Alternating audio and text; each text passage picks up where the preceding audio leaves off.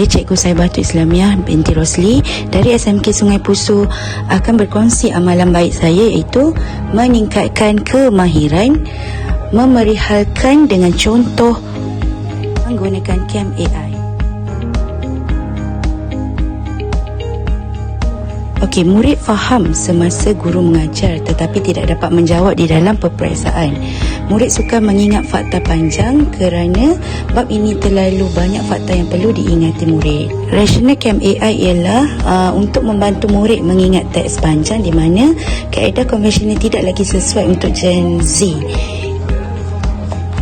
Maka matlamat CAM AI ialah meningkatkan kefahaman dan ingatan murid dan menjadikan PDP lebih interaktif, objektif untuk membantu murid menghuraikan aloi kaca, seramik dan bahan komposit dengan contoh.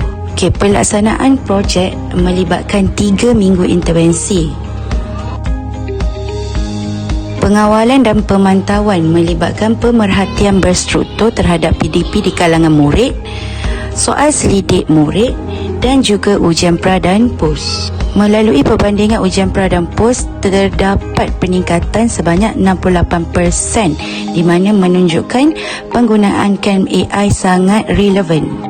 CAM AI memberi impak kepada murid dan juga guru serta komuniti pendidikan. Diharap CAM AI dapat membantu murid mengingat fakta panjang dalam buku teks.